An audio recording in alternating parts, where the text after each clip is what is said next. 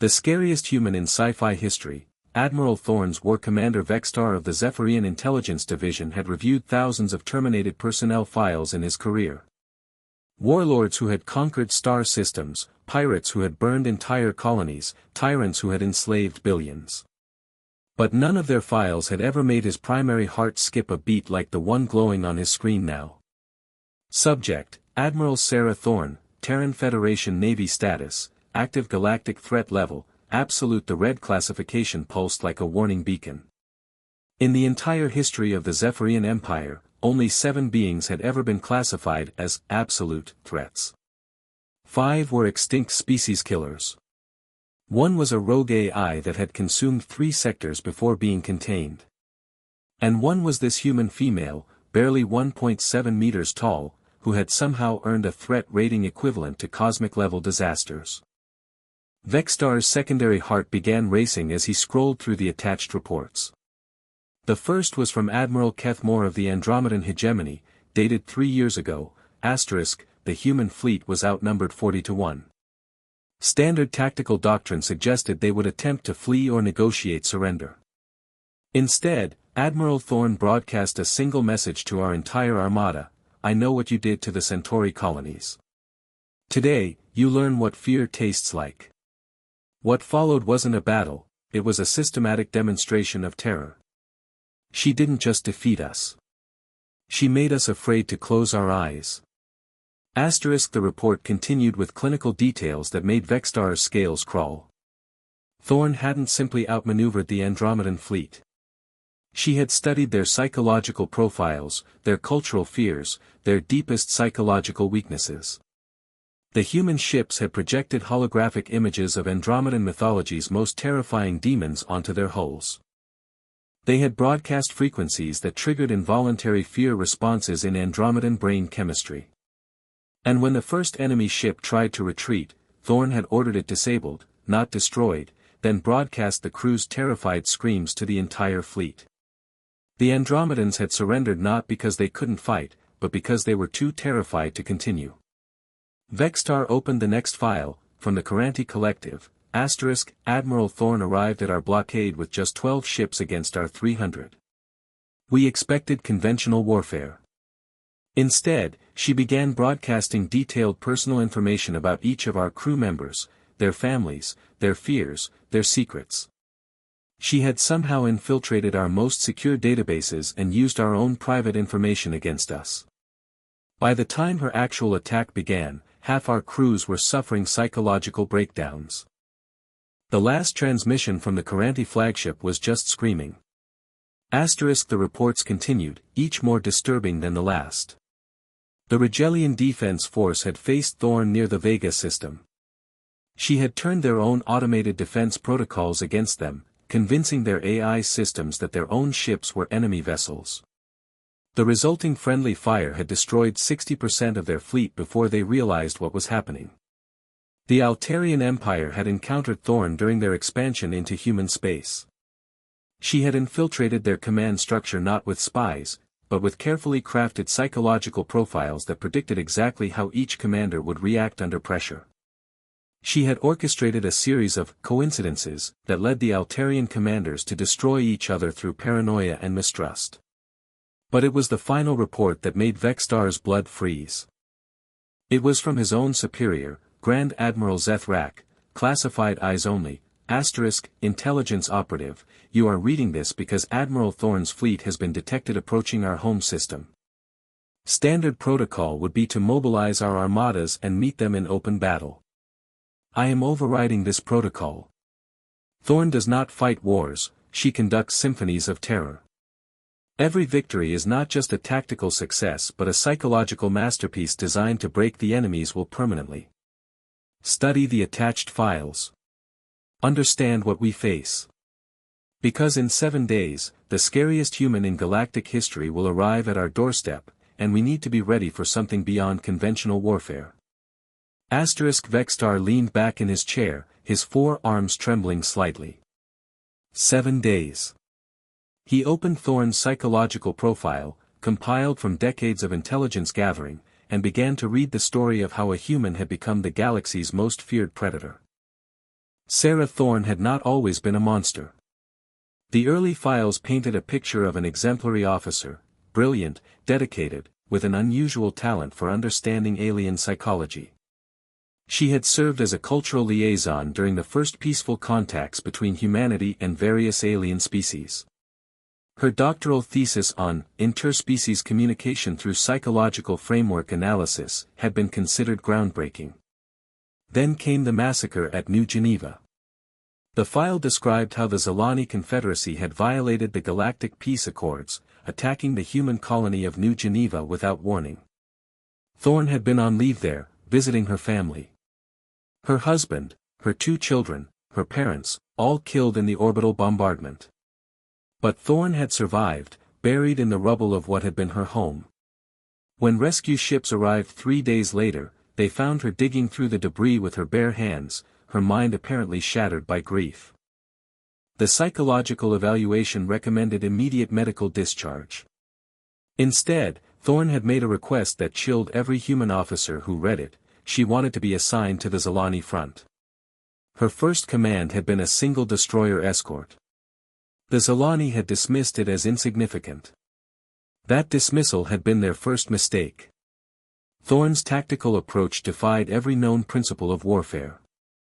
Instead of engaging enemy ships directly, she studied the Zalani psychological profile she had helped develop years earlier. She learned their cultural taboos, their deepest fears, their religious beliefs. Then she began to systematically dismantle their mental stability. The Zalani were a proud warrior culture, but they feared dishonor above death. Thorne broadcasted falsified communications that suggested various Zalani commanders were betraying their cause. She planted evidence of cowardice, of collaboration with humans. Within weeks, the Zalani fleet was tearing itself apart in a frenzy of paranoid accusations and honor duels. But that wasn't enough for Sarah Thorne.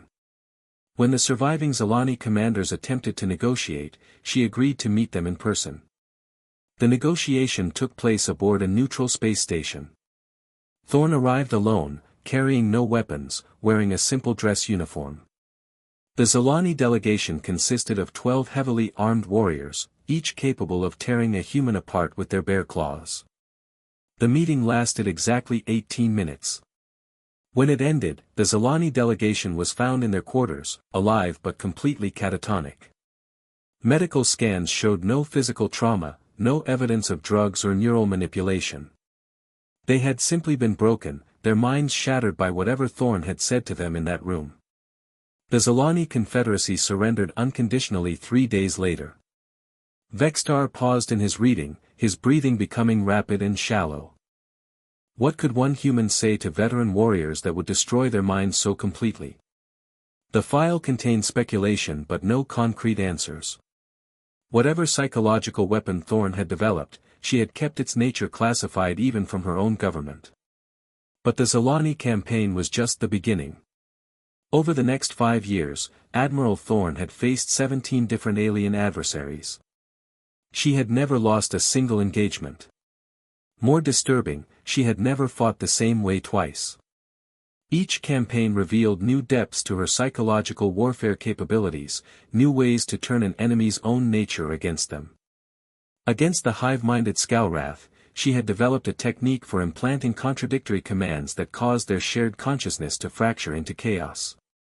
Against the machine intelligence known as the Nexus, she had somehow convinced it that its own existence was a logical paradox that could only be resolved through self-destruction.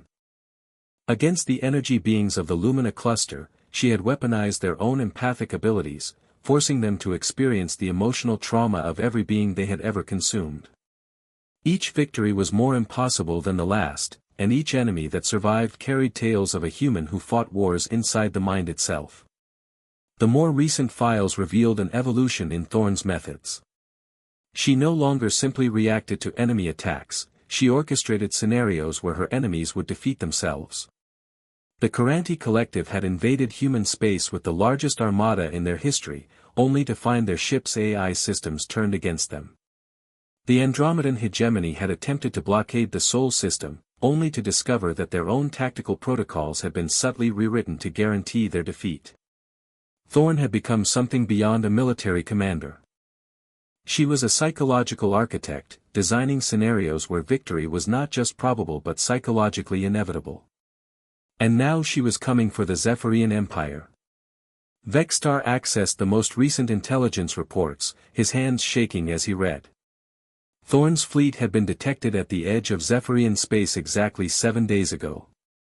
24 human vessels against the might of the entire Zephyrian armada, over 3,000 ships, the largest military force in known space. The odds should have been laughably in their favor. But as Vex'tar read the tactical analysis, he began to understand why Grand Admiral Zethrak was terrified. Thorne wasn't approaching like a military commander planning an assault. Her fleet's movements suggested something far more sinister. She was positioning her ships not for battle, but for maximum psychological impact. Her approach vector would bring her fleet past the memorial sites of 3 major Zephyrian military disasters, stirring up cultural memories of defeat and humiliation. Her timing would put her arrival during the Festival of Honored Ancestors, when Zephyrian psychological defenses were traditionally at their lowest. More disturbing, intelligence indicated that Thorne had been studying Zephyrian culture for over a year. Human agents had been detected at universities, cultural centers, even religious sites, gathering information about Zephyrian psychology, social structures, and deepest cultural fears. She was preparing for war, but not the kind of war the Zephyrians understood. The communication panel on Vex'tar's desk chimed with an incoming priority message. His blood chilled as he recognized the source identifier. It was coming from Admiral Thorne's flagship, the TNS Retribution. With trembling hands, he opened the channel. The face that appeared on his screen was unremarkable by human standards, middle-aged, with graying hair and tired eyes. But when Sarah Thorne smiled, Vex'tar felt something he had never experienced in 40 years of military service, pure, primal terror. "Commander Vex'tar," she said, her voice calm and pleasant. "I hope you don't mind the direct communication. I wanted to introduce myself before our formal meeting tomorrow." Vex'tar's throat constricted. Tomorrow? The fleet wasn't supposed to arrive for 6 more days. "I know what you're thinking," Thorne continued, her smile widening slightly. "Your calculations were based on standard fleet movement patterns. But then again, I've never been very standard, have I?" She leaned forward slightly, and her eyes seemed to look directly into his soul. "I've been reading your psychological profile, Commander. Dedicated, intelligent, with a deep-seated fear of failure that drives your perfectionism. It's admirable, really.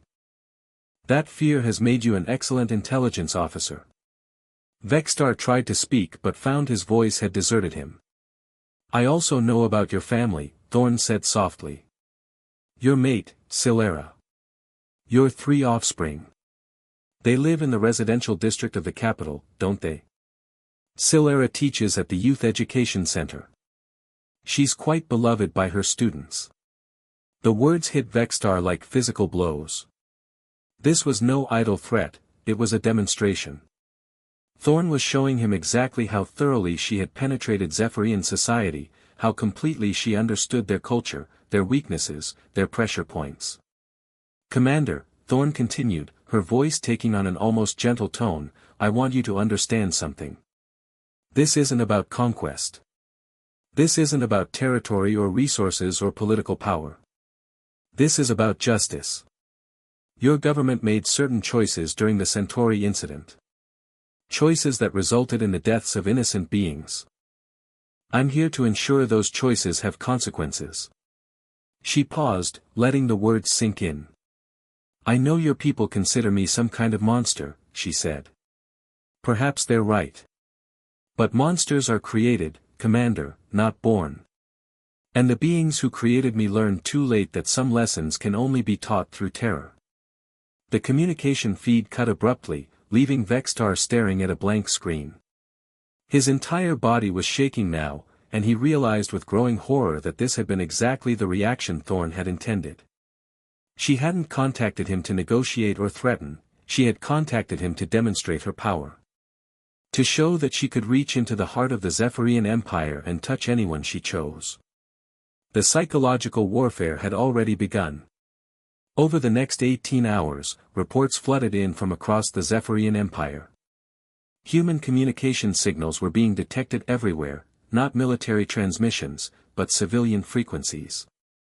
Personal messages were being intercepted and rebroadcast. Private family communications were being altered subtly, creating confusion and paranoia. Financial networks were experiencing mysterious glitches that traced back to human infiltration protocols.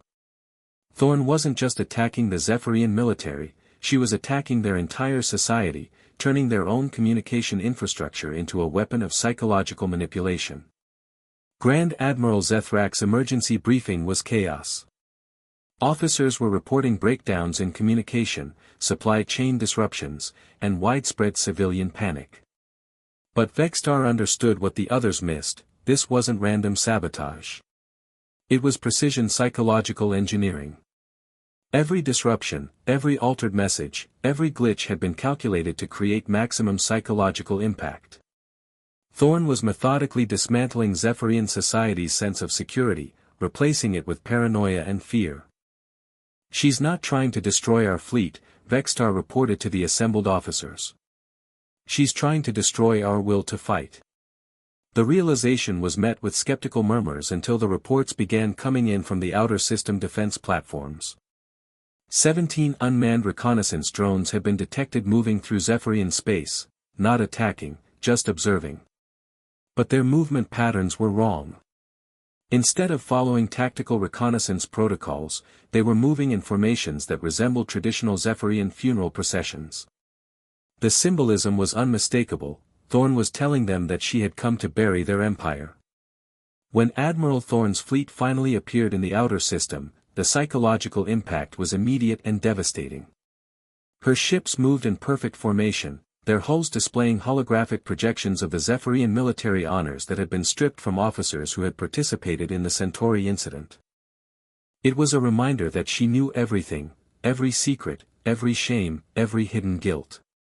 But it was the message she broadcast to the entire Zephyrian fleet that finally revealed the true scope of her psychological mastery. "Warriors of the Zephyrian Empire," her voice echoed across every communication channel, "I am Admiral Sarah Thorne of the Terran Federation.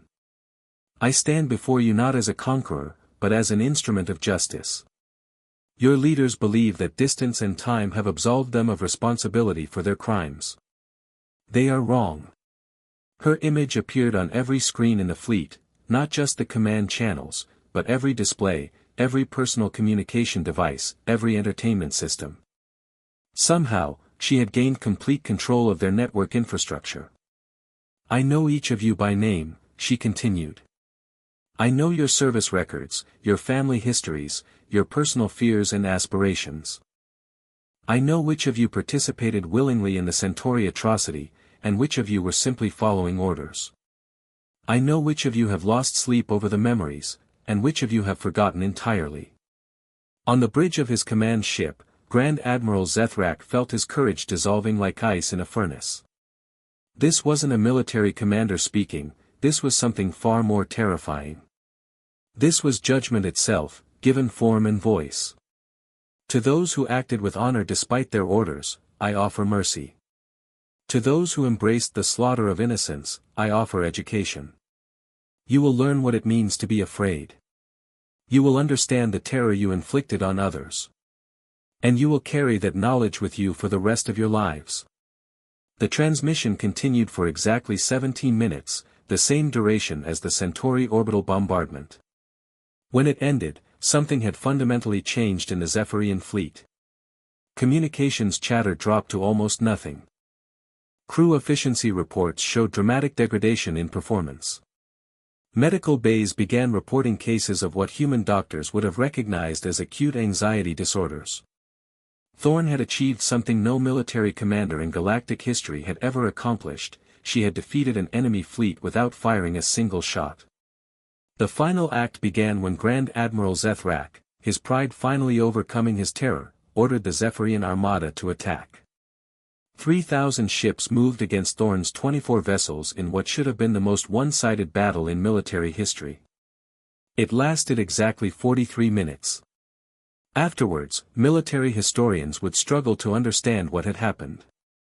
The tactical recordings showed impossible sequences of events, Zephyrian ships targeting each other instead of human vessels, AI systems shutting down at critical moments, entire formations breaking apart due to sudden communication failures. But Vex'tar, analyzing the data from his intelligence perspective, saw the truth. Thorne hadn't defeated the Zephyrian fleet through superior firepower or advanced technology. She had defeated them by understanding them better than they understood themselves. Every system failure, every communication breakdown, every moment of confusion had been orchestrated through her psychological manipulation of the crews. She had studied Zephyrian military doctrine so thoroughly that she could predict exactly how each commander would react under pressure.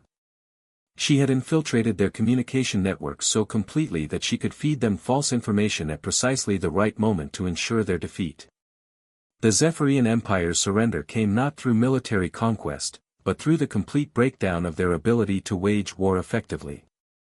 In the aftermath, as Thorne's terms were being negotiated, Vex'tar found himself face to face with the human admiral aboard the neutral station where the surrender documents were being signed. She looked even more ordinary in person, tired, worn down by years of warfare, carrying herself with the quiet dignity of someone who had sacrificed everything for a cause. "You're wondering how I did it," she said without preamble, settling into the chair across from him. Vex'tar nodded, not trusting his voice. "The answer is simple," Thorne continued. "I became something I never wanted to be.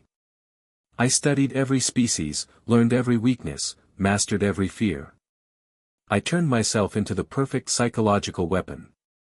She paused, her eyes growing distant. "Do you know what the scariest part is, Commander?" Vex'tar waited. "It worked too well. I've become so good at understanding the psychology of my enemies that I've forgotten how to be human myself." She looked directly at him, and for a brief moment, he saw past the terrifying reputation to the broken person beneath. "I've won every battle, defeated every enemy, brought justice to those who wronged my people. And in the process, I've become exactly the kind of monster I originally set out to fight." She stood to leave, then paused at the doorway. "The surrender terms are lenient, Commander.